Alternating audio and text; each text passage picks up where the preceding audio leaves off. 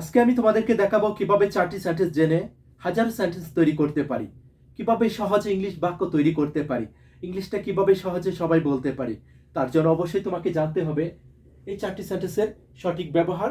এখানে 4টি নিয়ম রয়েছে। এই 4টি নিয়ম যদি আমাদের জানা থাকে, আমাদের পক্ষে হাজার হাজার বাংলা কথা ইংলিশে বলা সম্ভব হবে। তার জন্য অবশ্যই তোমাকে জানতে হবে কিভাবে সেন্টেন্স তৈরি করব। চলো দেখি। এখানে শুরুতে যে সেন্টেন্সটি রয়েছে, যখন এই ধরনের বাংলা কথা বলি, সবসময় কিন্তু এই ধরনের কথা বলি যে আমার খেতে ইচ্ছা করছে, আমার ঘুমাতে ইচ্ছা করছে, আমার কাজটা করতে কি ইচ্ছা করছে, যে কোনো একটি কাজ করতে আমার কি ইচ্ছা করছে, সেই ক্ষেত্রে এভাবে বলবো, তাহলেই কিন্তু হয়ে যাবে আই ফিল লাইক ইটিং, আমার খেতে ইচ্ছা করছে। আই ফিল লাইক রিডিং, আমার পড়তে ইচ্ছা করছে। আই ফিল লাইক প্লেইং, আমার খেলতে ইচ্ছা করছে। আই ফিল লাইক স্লিপিং, আমার ঘুমাতে ইচ্ছা করছে। যে কাজটা করতে আমার ইচ্ছা করছে তার যে প্রেজেন্ট রূপটা রয়েছে, ইট, রিড, এরকম ভার্বের যত প্রেজেন্ট রূপ রয়েছে তাদের সাথে আইএনজি যুক্ত করে বলবো, তাহলেই হবে, আর কোনো কাজ করতে হবে না। I feel like, I feel like আমার ইচ্ছে করছে। ইউ ফিল লাইক তোমার ইচ্ছা করছে। ওকে, তারপর এখানে ভার্বের শুধু প্রেজেন্ট রূপের সাথে আইএনজি যুক্ত করে বলবো, তাহলেই কিন্তু হয়ে যাবে। ওকে, খুব সহজ কিন্তু। Next, I found of. I found of, যখন বলি আমার কোনো একটি কাজ করতে কি ভালো লাগে, মানে কাজটা কি আমার কাছে খুব প্রিয়, এই কাজটা করতে কি আমি ভালোবাসি, সেই ক্ষেত্রে এই সেন্টেন্সটি ফলো করব, তাহলে কিন্তু হবে। I am fond of, I am fond of eating, খাওয়াটা কি আমার কাছে খুব ভালো লাগে, মানে খেতে কি আমি পছন্দ করি। I am fond of reading, আমার পড়াটা কি ভালো লাগে, পড়া জিনিসটা কি আমার কাছে ভালো লাগে, সেই ক্ষেত্রে এই সেন্টেন্সটি ইউজ করব।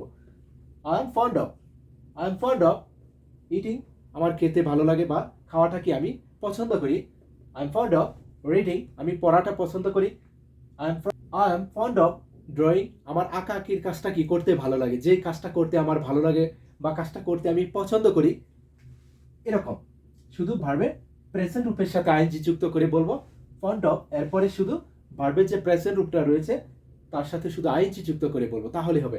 এখানে রয়েছে কি লাইক, লাইকের পরে যদি কোনো ভার্ব ইউজ করি তার যে প্রেজেন্ট রূপটা রয়েছে তার সাথে আইএনজি যুক্ত করে তোমাকে বলতে হবে। আর এখানে রয়েছে কি অফ, অফ একটা কি প্রেপোজিশন, আর প্রেপোজিশনের পরে যদি কোনো ভার্ব আসে তার প্রেজেন্ট রূপের সাথে কি আইএনজি যুক্ত করে বলতে হয়। ওকে, শুধুমাত্র কি টু বাদে, এই বিষয়টা অবশ্যই আমাদের মনে রাখতে হবে। নেক্সট, আই এনজয়, আমি উপভোগ করি। আই এনজয়, আমি উপভোগ করি বা আমার ভালো লাগে, এই দুটি সেন্টেন্স কিন্তু কাছাকাছি। ওকে, আই এনজয় আমার ভালো লাগে বা আমি উপভোগ করি ইটিং, খাওয়াটা কি আমি উপভোগ করি। আই এনজয় আমি উপভোগ করি রিডিং, পড়াটা কি আমি উপভোগ করি। খুব সহজ কিন্তু। আই এনজয়, তারপর এরকম যে কোনো ভার্বের প্রেজেন্ট রূপের সাথে শুধু আইএনজি যুক্ত করে বলবো, তাহলে কিন্তু হয়ে যাবে I enjoy playing, I enjoy sleeping, I enjoy writing, এরকম ভাবে আই এনজয়, তারপর যে কোনো ভার্বের যে প্রেজেন্ট রূপটা রয়েছে তার সাথে শুধু আইএনজি যুক্ত করে বলবো, তাহলে কিন্তু হয়ে যাবে।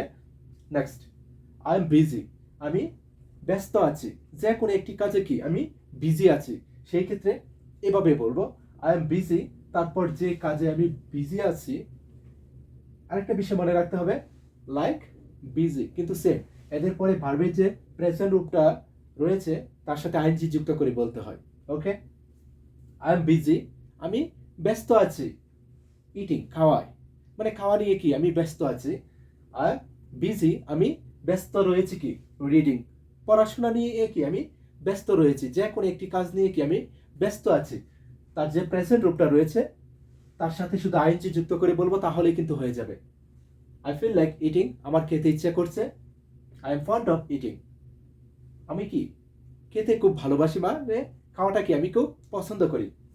আই এনজয়, আমি উপভোগ করি ইটিং, খাওয়াটা কি আমি উপভোগ করি। আই এম বিজি ইটিং, আমি খাওয়াই কি ব্যস্ত, আমি খাওয়াটা নিয়ে কি ব্যস্ত আছি, মানে আমি এখন কি খাওয়ার কাজটা করতেছি, এরকম আর কি। আই এম বিজি রিডিং, আমি পড়া নিয়ে কি ব্যস্ত আছি, আমার খুব পড়াশোনা, পড়াশোনা নিয়ে কি আমি ব্যস্ত রয়েছি, মানে আমি এখন কি পড়ছি। সেই এই 4টি সেন্টেন্স যদি ইউজ করতে পারি একটু প্র্যাকটিস করতে পারি, আশা করি সবাই ইংলিশটা পারবো। কিভাবে সহজে ইংলিশটা শিখতে পারি তার জন্য অবশ্যই তোমাকে এই 4টি সেন্টেন্সের ব্যবহারটা জানতে হবে, একটু প্র্যাকটিস করতে হবে। যদি ক্লাসটি ভালো লেগে থাকে অবশ্যই শেয়ার করে দিও। ওকে, বেস্ট অফ লাক।